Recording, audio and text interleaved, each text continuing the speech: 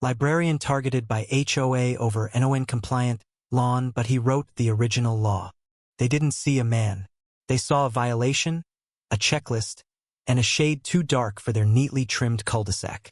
And they never imagined the man they tried to erase had written the very rules they now twisted against him. Harold Jennings had lived in Eastwood Pines for 32 years. He was the first black homeowner in the neighborhood, and for 2 decades the only one. Retired now with a bad knee and a quiet routine, he spent his days tending to his lawn, reading legal books out of habit, and volunteering twice a week at the local Librarian place where his voice still carried weight, even if his neighborhood had long stopped listening. The trouble started with a letter. Violation notice. Your lawn fails to meet the aesthetic guidelines as outlined in Eastwood Pines Covenant Section 5, subsection B. No greeting, no warning, just a violation stapled to his mailbox like a scarlet letter. Harold stood on his porch, squinting at the words. He'd written that covenant 26 years ago, in fact. Back when the HOA was first forming, they'd asked him to help draft their founding documents. Not because they valued his input, but because he was a civil code librarian and they wanted the paperwork done right. He did it right. Too right, maybe. He folded the paper slowly and looked out over his lawn. It was dry in patches, sure. The summer had been brutal, and the city's watering restrictions made it worse. But it wasn't any worse than the Stevens lawn across the street, or Mrs. Doyle's sun-scorched garden 3 doors down. Those lawns were safe. His wasn't. That night, he sat at his kitchen table with a highlighter and a red pen. The Eastwood Pines covenant lay open in front of him, annotated and marked like an old battlefield map. His eyes, still sharp behind thick bifocals, scanned each line for the words he knew would be there, because he had put them there. Subsection B. Aesthetic compliance. Lawns must be maintained in a manner that reflects the community standard of visual harmony. He had written that clause in 1999, but he remembered what it was supposed to mean: a flexible guideline, not a weapon. The next morning, the violation turned into a warning. This time, it came with a threat of fines. HOA President Miles Trenton rang his doorbell wearing mirrored sunglasses and a smug expression. "Mr. Jennings, we've had a few complaints," he began, tilting his head like a man pretending concern. "We just want to ensure everyone's property values are maintained." Harold nodded slowly. "And those complaints, are they about my grass? Or about my name on the mailbox?" Miles blinked. "Excuse me? I helped draft your covenant," Harold said quietly. "It was meant to unify the neighborhood, not segregate it." There was a pause. Miles recovered with a thin smile. "Well, the board has final say now. Times change." Harold smiled back, colder than the air between them. "But the law doesn't." Over the next week, the violations escalated. Trash cans 1 foot too far from the garage. A faded welcome mat. A lawn gnome someone claimed was too whimsical. It was laughable if it weren't so targeted. Other homes had the same things. But Harold's home had something they didn't: a black man with a paper trail of civil service and a name on public record. He showed up to the next HOA meeting with a briefcase. They weren't expecting him. The room hushed as he walked in. He sat at the folding table near the back, opened his case, and pulled out 3 thick binders. Eastwood Pines Covenant. Original draft, amended draft, ratified final. He let the thud of each binder speak for itself. "I wrote these," he said. "I can prove every change. And I can prove every misuse." Miles shifted in his seat. "This isn't a legal hearing, Mr. Jennings." Harold's voice was calm. "Maybe it should be." From the back, someone murmured, "Let him speak." He did. He recited lines they hadn't read in years, cited footnotes, pulled up receipts from his time as a public legal librarian. He highlighted discrepancies between violations and precedent, showed photos of other home-sweet-owned homes with equal or worse violations that had received no notices. Then he asked the room a question. "How many of you have received a violation in the last 6 months?" No hands rose. "How many of you live next to someone who has?" Again silence. Finally, he said, "Sometimes, racism doesn't show up in hoods and torches. Sometimes it shows up in lawn care violations, in whispers, in silence. Someone clapped. Then another. Not miles, but enough to shift the room. Later that week he got a letter. Not from the HOA, from a neighbor. Handwritten. Dear Mr. Jennings, I never knew you helped write the covenant. I've lived here 10 years and never met you properly. I'm ashamed it took all this for me to learn your name. Thank you for standing up, for reminding us what community means. Harold folded the letter and slid it into his drawer next to the violation notices. And then he went outside, watered his patchy lawn. Not because he had to, but because it was his.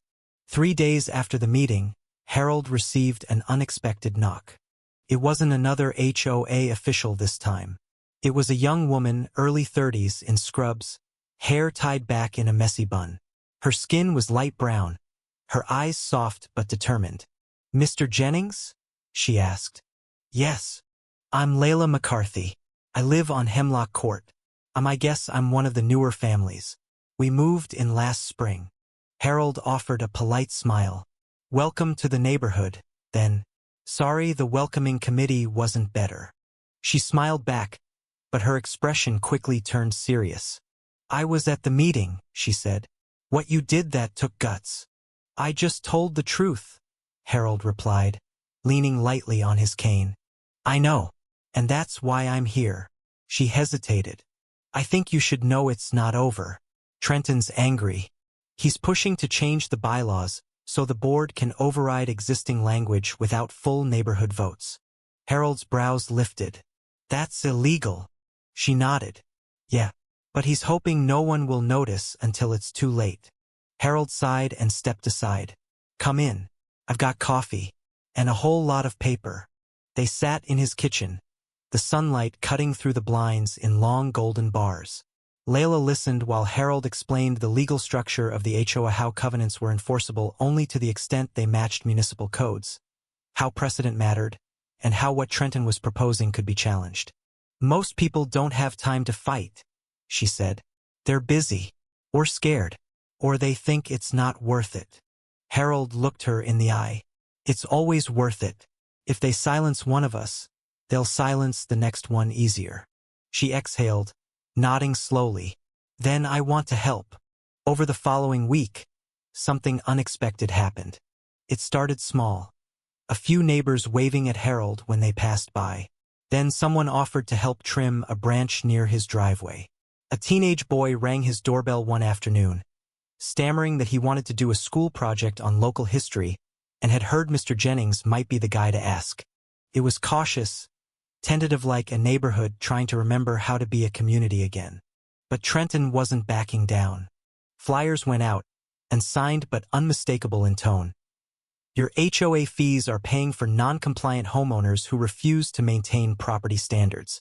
Rumors spread about Harold's supposed history of confrontation, how he was militant, how he'd threatened to sue. And then someone reported him to the city for excessive debris on his property. It was nonsense. They kept everything tidy, but the inspection forced him to clear his porch and rearrange his shed. He didn't complain, but he took notes. At the next HOA meeting, Harold wasn't alone. Layla came. So did a dozen others, families of all kinds.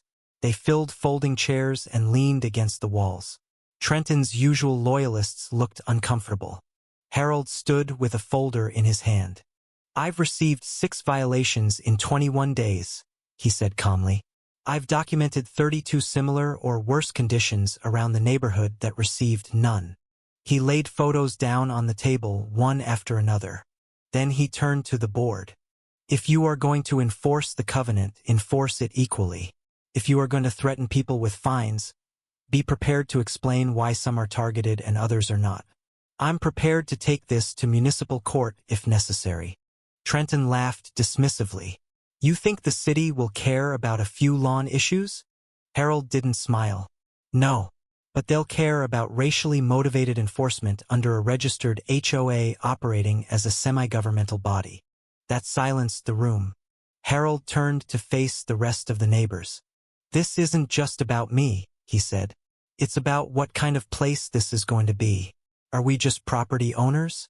Or are we people Neighbors. A community that respects fairness. For the first time, a board member not Trenton spoke up. I think we need to revisit our enforcement procedures, she said quietly. Another nodded. Trenton tried to interrupt, but the shift was clear. His power, once unquestioned, now teetered on the edge of collapse. Outside the meeting, Layla caught up to Harold. You keep surprising me, she said. He smiled gently. When you've lived long enough, you stop waiting for justice to come find you. You go out and remind people it exists. She looked over her shoulder. You think they'll back off now? No, Harold said, but they'll think twice, and that's a start. 2 weeks later, the city inspector closed Harold's case without findings. The fines were dropped, the violations rescinded, and then something Harold never expected happened. Eastwood Pines HOA held a vote. Not a board decision. A full neighborhood vote to amend the covenant. The proposed change? Mandatory public record-keeping of all violations and complaints names redacted, but dates, addresses, and outcomes made transparent to every homeowner. Harold sat at his dining table and read the ballot twice. He hadn't proposed the change, but he knew his fingerprints were on it. Passed. Narrowly, but enough. Trenton resigned 3 days later. The official reason? Personal conflicts and time constraints. The unofficial one? He'd lost control of the narrative and the neighborhood. Harold kept volunteering at the library. Life settled into its old rhythms. He still watered his lawn, which remained patchy in places, but stubbornly green in others like it was fighting to hold on, same as him. And then, on a breezy Friday morning in September, a letter came. From the city. Not a violation. An invitation. City of Greenvale Civic Heritage Recognition Program. Dear Mr. Jennings, it has come to our attention, through multiple community nominations, that your contributions to both Eastwood Pines and the city of Greenvale have had lasting civic impact. In recognition of your work as a legal librarian, covenant author, and community advocate, we would be honored to include you in our Civic Heritage Program this year. Your name and story will be preserved in the city archives, and we'd like to invite you to speak at the upcoming Civic Forum. Please let us know if you'll accept. Harold read the letter 3 times. Then he folded it carefully, placed it on the mantel, and looked out the window. The sky was cloudless. The neighborhood still but different now. A little more awake. He reached for the phone. I'll be there, he said. The Civic Forum was held in the auditorium of Greenvale City Hall on Aging, red brick building with columns that tried hard to appear grand, but couldn't hide the smell of floor wax and bureaucracy. Harold arrived early, dressed in a dark navy suit he hadn't worn in over a decade. His silver tie neatly knotted. Layla was already there, waving him over from the second row with a wide, proud smile. You clean up well, she teased. He smiled. Don't get used to it. I'm a flannel man by nature. People trickled in slowly, city officials, local journalists, a few curious neighbors. But the seats filled steadily, and by the time the program began, the room held over 100 faces. The moderator, a young city planner with round glasses and a bright voice, introduced Harold with a brief bio. 32 years as a librarian for municipal code and civil procedure. Founding contributor to Eastwood Pines HOA bylaws. Advocate for fair housing and community equity. Then came the applause. Harold stood, walked slowly to the podium, and paused. The room quieted. I used to believe silence was safer, he began. That if I followed the rules, kept to myself, earned my way in, eventually I'd be left alone. He looked out at the crowd. I was wrong. A hush fell deeper now. Not just quiet listening. Some of you know what it feels like to be tolerated, not welcomed, to be watched more than greeted. I moved into Eastwood Pines when the lawn signs still had hidden meanings. I helped write the rules hoping they'd protect everyone equally. But I learned that words don't protect anyone unless people do. He paused, his voice steady. When my lawn didn't reflect community standards, it wasn't about grass. It was about control. About saying, you might live here, but you don't belong here. A soft murmur rippled through the crowd. But here's the thing, I do belong. I paid for my house. I followed the rules. I contributed to the documents they now weaponize. And I stayed quiet for too long, thinking reason would be enough. He looked at Layla in the second row. It's never enough. Not until you stand up. Not until someone says, this is unfair. This is wrong. And I won't let it slide quietly anymore. Applause rose again, longer this time, some people standing. Not just for the man behind the podium, but for the truth that hung in the air. When he finished, the moderator returned with tear-glass eyes and thanked him. A city councilwoman approached with a commemorative certificate, but Harold barely noticed. His mind was still on the people in the room, the young woman in the back with her hand over her heart, the older man who wiped at his eyes like he didn't want anyone to see. Change, Harold thought, doesn't always roar in. Sometimes it walks slowly. Sometimes it limps on an old cane and comes wrapped in old paper. The forum earned a local news headline. Retired librarian who helped shape HOA law confronts its abuse. The article quoted him extensively, and it spread, not just through Greenvale but across neighboring counties. Within a week, Harold received 4 emails from strangers, 2 from residents in other neighborhoods facing similar HOA conflicts, 1 from a university student writing a paper on bias in suburban governance, and 1 from an old colleague he hadn't heard from in 15 years. But not all reactions were kind. An anonymous email landed in his inbox. You're just stirring up trouble. You're the reason we need stricter enforcement. Another, people like you are never satisfied, always playing the victim. Harold read them, then deleted them. But on a morning walk, he noticed something different. For the first time in years, more houses than his had people outside. A man mowing his lawn waved. A woman tending her flower bed said, "Morning, Mr. Jennings." A pair of teenagers rode their bikes down the sidewalk, laughing, one of them calling, "You're the guy from the forum." He chuckled. Guilty. The air felt lighter, not because the fight was over, but because it was no longer his alone. One afternoon, a woman he didn't recognize knocked on his door. She introduced herself as Carla Ramirez, a city mediator working on fair housing and HOA accountability. She wanted to talk. They sat on the porch with iced tea. She pulled out a small recorder and asked, "Mr. Jennings, do you think the problem in Eastwood Pines was personal or systemic?" Harold thought for a moment. "Both," he said.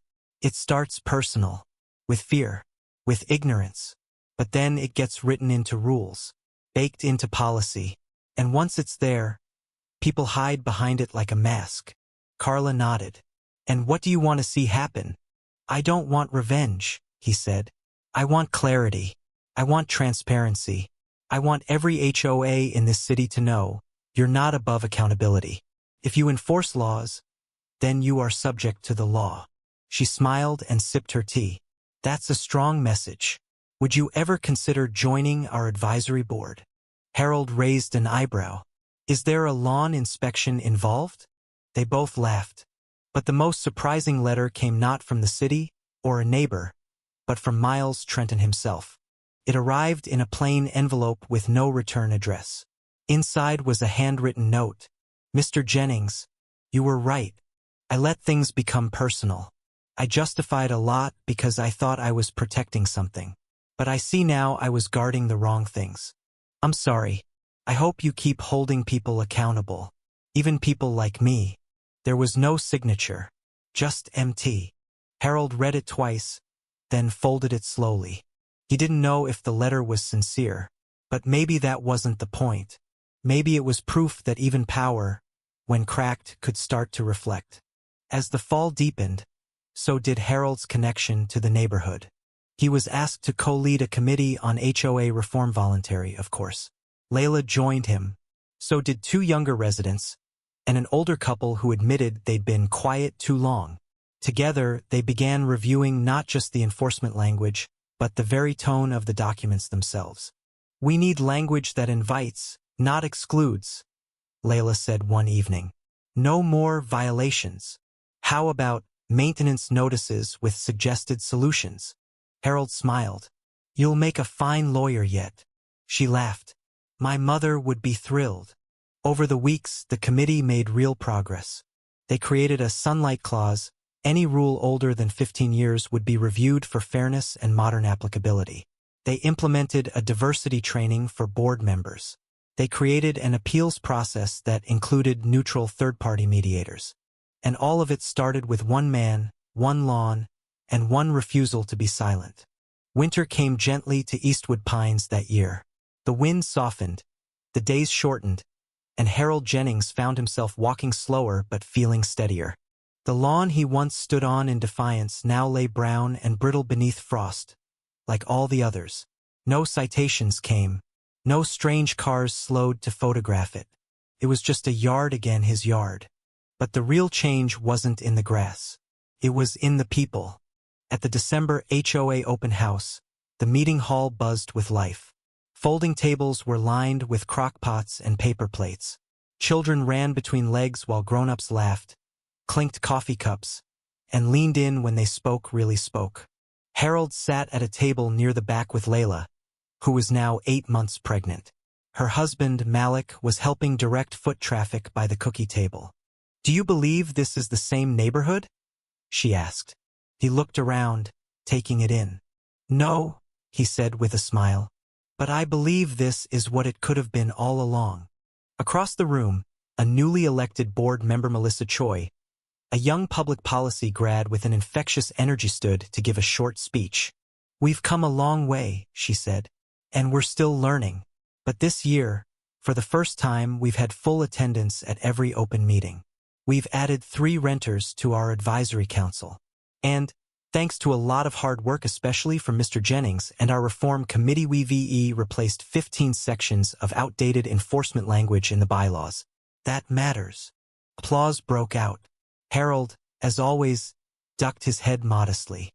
Later, as people began gathering coats and saying their goodbyes, a boy no older than 12 approached Harold. "You're the guy who beat the HOA, right?" Harold laughed. "I didn't beat anyone. I reminded them what the rules were supposed to mean." The boy frowned, trying to make sense of it. "But they were wrong, and you didn't let them get away with it." Harold looked him in the eye. "That's not just my job, son. That's yours too, one day." The boy nodded like he was being handed a key to something he couldn't quite name yet. The new year brought snow, then thaw, then green again, and something else, an invitation. The Greenvale City Council, impressed with the HOA reform initiative, had launched a civic equity task force. They asked Harold to chair it. He laughed when he read the email. "Chair it? I just wanted to be left alone with my books." Layla grinned. "You thought you were writing laws. Turns out, you were writing blueprints." He didn't say yes right away. He thought about it for days. He sat on his porch, watched people walk by, some with dogs, some with kids, some with nothing but time and thought. And he remembered something his wife used to say before she passed. "If you're lucky enough to make it through the storm, don't forget to leave a light on." So he wrote back and accepted. That spring, Harold stood again at a podium. Not in a city forum, but on a college campus, speaking to law students about civic duty and systemic fairness. He opened with his usual humility. "I'm not a lawyer," he said, "but I've lived long enough to know what laws mean when no one checks how they're used." One student raised her hand. "How do you change something that's always been that way?" Harold paused. "By refusing to pretend it's always been right," he said. He watched the students scribble furiously, but one young black man in the back didn't write. He just watched, listening, storing something deeper than notes. Afterward, that same student came up to him. "Mr. Jennings," he said, "I've got a grandfather in South Carolina. What you said, it reminded me of him." Harold smiled. "Then he sounds like a man worth remembering." As months passed, Harold's legacy began taking a quieter shape. Not in headlines or plaques, but in conversations, neighbors checking in on one another, meetings where no one raised their voice, votes that included more people than ever before. One June afternoon, Layla brought over her newborn daughter. "Her name is Nia," she said. "It means purpose." Harold held the child gently, his eyes misting. "She's beautiful," he said. "You've got the future in your arms." Layla smiled. "And you helped make room for her." One final chapter came on a warm, still evening in late summer. Harold was on his porch again, sipping tea, when a young couple walked by. They stopped, waved, and then the man called out, "We just moved in. We heard you're the guy to talk to about the neighborhood." Harold raised an eyebrow, amused. "Is that so?" "Yeah," the woman said. "Our realtor said you fixed it." He chuckled, motioned to the empty chair beside him. "Sit a minute. Let me tell you a story." They did. And he did. Not just about his lawn. Not just about bylaws or letters or meetings, but about the deeper thing underneath it all, the quiet pressure some people carry every day, the battle to be seen as equal even when they've done everything right, and about how sometimes one person standing up can give permission for others to stand too. That night, Harold turned off the porch light, locked the door, and paused. On his hallway wall, next to his certificate from the city, hung the original copy of the Eastwood Pines Covenant, marked up, annotated, preserved in a museum-quality frame. Next to it hung a newer document, the reformed version, the one with his committee's changes. It still bore his name at the top, but also Layla's and Melissa's and 24 others. He stood between the two for a long moment. Then he smiled and turned in for the night. Epilogue. A year later, Greenvale passed a new ordinance requiring all HOAs operating within city limits to publish quarterly enforcement summaries and provide an independent appeals board. They called it the Jennings Clause. When asked how he felt about that, Harold simply said, "I feel like maybe I can finally go back to being just a librarian." But by then, everyone knew he was something more. The end.